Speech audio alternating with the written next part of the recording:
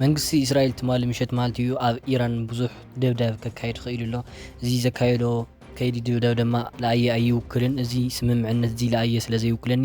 ውግአይ ክቋረፅ ኣይኽእልን ክቕፅል ይኽእል ድማ ተዛሪቡ ኢራን ዘይተሓሰበ በርቃዊ ምሸት ትማሊ ናይ ብዙሕ ሚሳይላት ዝኣክል ደብዳብ እዩ ወፂሕዋ ኣብ ፋብሪካታትን ኣብ ሰባትን ውዕል ከም ዝኽኣልን ተገሊጹ ኣሎ ኣቢሉ ድማ ላ 107 ዝኾኑ ሰባት ክሞቱ ከም ዝኽኣሉን ወይ ድማ ኣብቲ ሓደጋ ብዝና ሚሳይል ሞይቶም ከም ዘለዉ እውን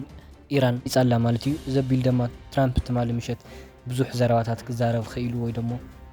ተዛረበ ነይሩ ማለት እዩ ኣብዚ ክልተ ሰሙን እዚ እቲ ስምምዕነት ክፍጽም ኣለዎ እንተዘይደኣ ኮይኑ ግን ኣብ ኢራን ዝፈጸም ወይ ደሞ ዝውዕል ሚሳይላትን ሓደጋታትን ባዕላ ክትዋፅእ እያ ክብል ድማ ተዛሪቡ ዘቢል ድማ እቲ ናይ እስራኤል መንግስቲ ዝነበረ ፕራይም ሚኒስተር ዝተዛረበ ዓብዪ ዘረባ ነይሩ እዚ ውግእ እዚ ክቃረፁ የብሉን ምክንያቱም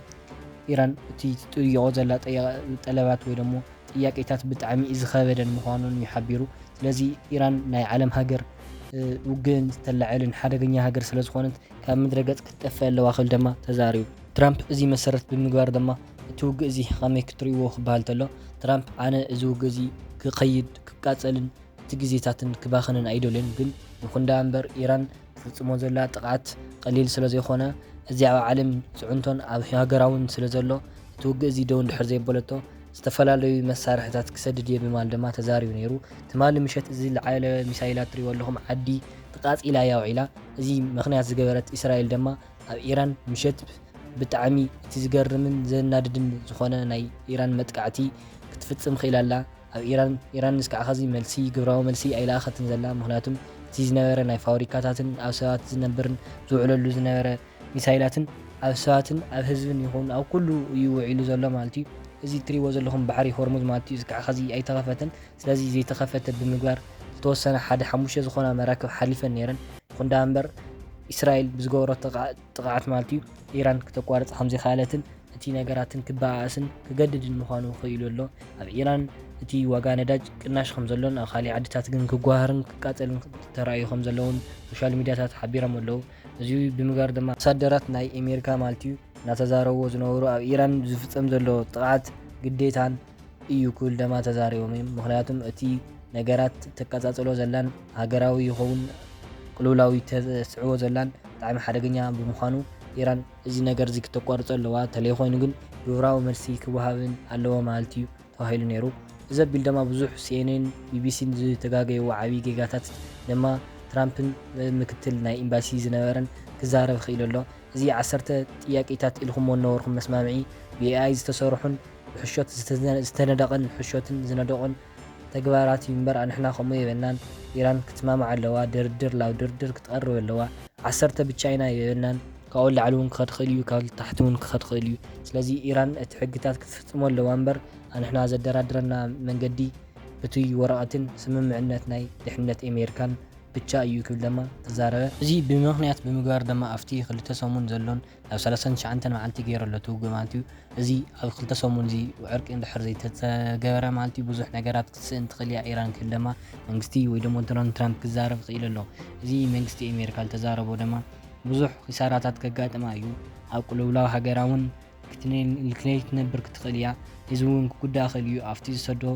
ናይ ቁምብላታት ወይ ደሞ ሚሳይላት እዚ ኢልከይ ጉዳይ እዩ ነይሩ እቲ ዕላማ ግን ይኹን ዳ እምበር ኢራን ኣብቲ ናይ ግምገም ባሕሪ ዘሎ ናይ ኤሌክትሪክ መመንጨይን ናይ ብዙሓት ፋብሪካታትን ዘሎ ሰብ ብምቕራብ ምንም ዓይነት ይኹን ፍጻመ ከይፍጽምን ወይ ደሞ ሚሳይል ከይሰድድን ገይራ ኣላ ይኹን እምበር ኣነ ኣጠንቂቐ ኣለኹ ህዝቢ ካብኡ ገለስ ልክብል ወይ ደሞ ዘወር ልክብል ህዝቢ እንድሕር ዘይሰምዐ ግን ኣጸፋዊ ስጉምቲ ክሰድድ እየ ክብል ድማ ዶናልድ ትራምፕ ተዛሪቡ ባሲታት ኣሜሪካ ኣብ ዝልእኽዎ ዘለዉ ናይ ደብዳቤ ጽሑፋትን ምስ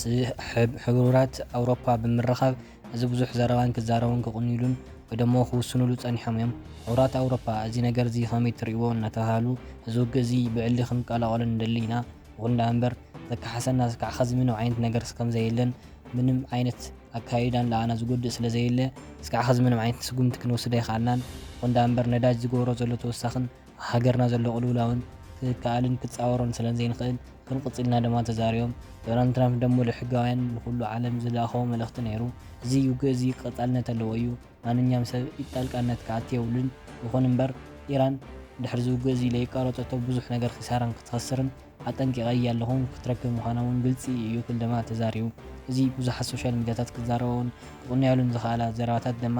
ትራምፕ ብዙሓት ምክትላትን ናይ ኣሜሪካን ዝነበሩን ብምስዳድ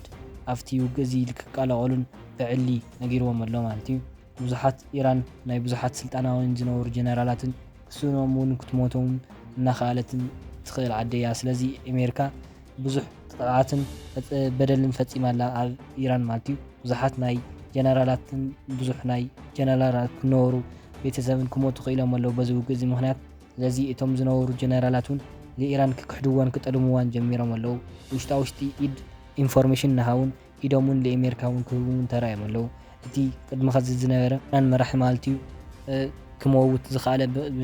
ናይ ጀነራላቱ ክሕደት እዩ። ስለዚ እዚ ጀነራላት ክሕደት ድማ ለኣሜሪካ ኢዶም ብምሃብ እቲ ዘለዎ ኢንፎርሜሽን ብምሃብ እዮም ቀቲሎሞ ነይሮም። ስለዚ እዚ ከይመፅእ ድማ ብዙሕ ነገራት ኣሎ ክብል ድማ ሶሻል ሚድያታት ተዛሪቦም ኣለዉ። ስለዚ ኣሜሪካ ኣብ ምንታይ እያ ክተቋርፅ እቲ ትገብሮ ዘላ ኣብ ኢራን እስካብ 10 ፖይንታት ዘለዎ ፕላናት ኣቃፂላን ዝነበረቶን ቦታታትን ዝናይ ፋብሪካታትን ክተቃፅሎ ኺላላ። እዚ 10 ጥያቄታት ውዕል ደሞ ክትፍፅሙ እያ ኣለክ ክትብል ደማ ኢራን ገሊፃላ። ቅድሚ 2 ሰሙን ዝኸውን እቲ 10 መማረፂ ወይ ደሞ ናይ ውይይት ናይ መግበሪ ሊኻቶ ዝነበረት ውዕል እስካዕ ኸዚ ስለዘይተፈፀመ ክፍፀም ኣለዎ ክትብል ደማ ገሊፃ። ናሎማዓንቲ ዜናታትና እዚኦም ይመስሉ ነይሮም። ከምዚኦም ዝበሉ ሒዘልኩም ክቐርብ ላይክ፣ ሼር፣ ሰብስክራይብ ምግባርኩም ኣይትረስዑ።